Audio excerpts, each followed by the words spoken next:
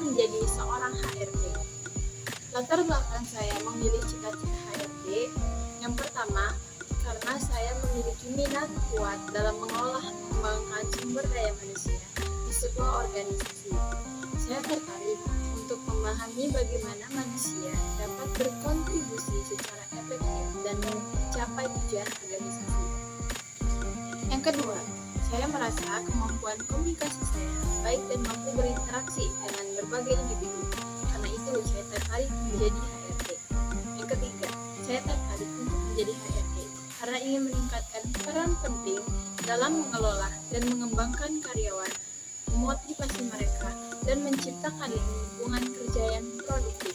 Dan yang terakhir, saya terinspirasi oleh orang-orang yang telah sukses dalam karir HRD dan ingin mengikuti jejak mereka. Syarat untuk mencapai cita-cita HRD. Yang pertama, mempunyai pendidikan yang relevan. Contohnya seperti manajemen sumber daya manusia, psikologi, atau bisnis yang memberikan pengetahuan dan keterampilan yang diperlukan untuk menjadi seorang HRD. Jadi, kita kalau ingin menjadi seorang HRD harus mempunyai pendidikan yang relevan. Contohnya S1 psikologi. Yang kedua, pengalaman kerja. Mempunyai pengalaman kerja yang relevan di bidang sumber daya manusia atau bidang terkait dalam memberikan pemahaman praktis tentang HRD dan memperkuat keterampilan yang diperlukan. Kita harus mempunyai pengalaman kerja yang relevan agar kita bisa menjadi HRD. Yang ketiga, keterampilan komunikasi. Kita harus mempunyai keterampilan komunikasi yang baik untuk menjadi seorang HRD. Yang keempat, yaitu keterampilan manajemen dan kepemimpinan. Keterampilan manajemen dan kepemimpinan yang kuat diperlukan untuk mengelola tim sumber daya manusia dan memimpin inisiatif pengembangan sumber daya manusia. Jadi, kita seorang HRD harus mempunyai keterampilan dan kepemimpinan yang kuat. Dan yang kelima, pengetahuan tentang hukum ketenagakerjaan. Memiliki pengetahuan yang baik tentang hukum ketenagakerjaan dan peraturan yang berlaku sangat penting dalam peran HRD.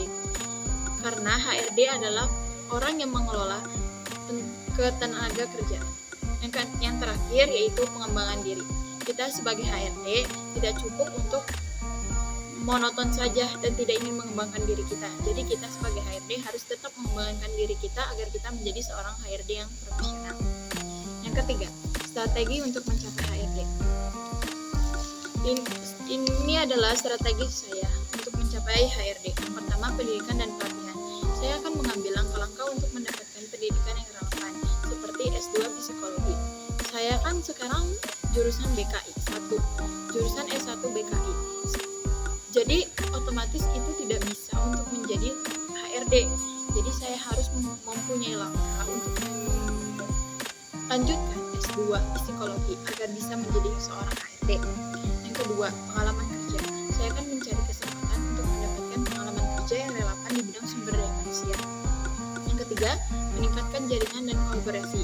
Saya akan mengikuti seminar-seminar di luar sana agar saya mempunyai jaringan antara HRD yang sudah profesional. Jadi saya mempunyai kontak HRD yang ingin menjadi HRD. Jadi agar saya tidak hanya terpaku pada diri saya sendiri, saya juga bisa bertanya dengan orang lain.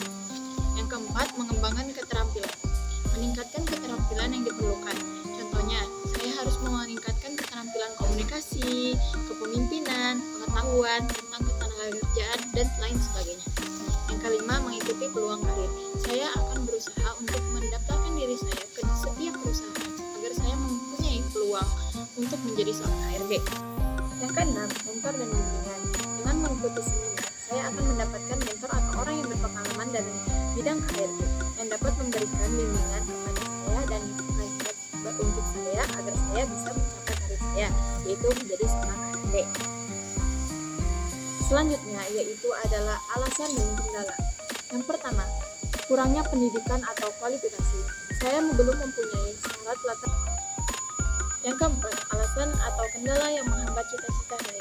Yang pertama, kurangnya pendidikan atau kualifikasi. Saya belum memenuhi syarat latar belakang pendidikan atau kualifikasi yang diperlukan.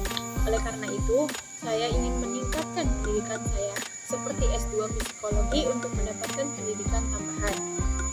Kedua, keterbatasan pengalaman kerja.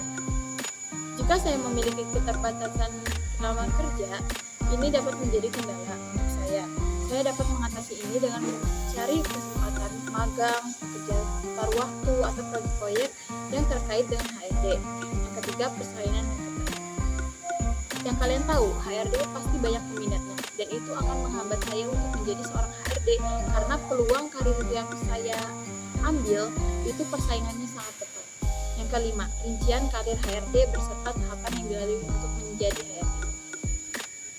Yang pertama, saya ingin melanjutkan sarjana S2 jurusan psikologi agar pendidikan saya menjadi relevan. Yang kedua, mencari pengalaman kerja. Yang ketiga, mengembangkan keterampilan. Dan berikut adalah map-mapping yang sudah saya buat. Yang pertama, lulus S1 bimbingan konseling dengan nilai terbaik. Amin. Insya Allah saya akan menyelesaikan pendidikan saya di tahun 2026. Jika tidak 2027. Selanjutnya mengajar di sekolah untuk menambah penghasilan dan mengikuti seminar. Contohnya saya akan mengajar dalam 1 tahun setelah saya lulus wisuda agar saya dapat meningkatkan penghasilan saya dan tidak meminta duit dulu kepada kedua orang tua. Dan selanjutnya saya ingin melanjutkan S2. Di saat saya menjadi seorang guru, saya akan mendaftarkan diri saya untuk melalui jalur-jalur S2 agar saya bisa mengikuti, contohnya mengikuti tes-tes di berbagai kampus agar saya bisa mendapatkan beasiswa untuk melanjutkan S2. Yang keempat yaitu lulus S2 dengan nilai yang terbaik, dan selanjutnya saya akan terus berusaha dan ikhtiar untuk menjadi seorang HRD. Saya selalu berharap saya bisa mencapai cita-cita saya paling akhir di umur 29 tahun. Pesan saya untuk kalian, never give up because your future in your hand. Jangan pernah menyerah karena suksesmu ada di tanganmu. Ma'anna jalakunna. Semangat untuk kalian semua. Mungkin cukup sekian dari video dari saya. Kurang lebihnya mohon maaf. Wassalamualaikum warahmatullahi wabarakatuh.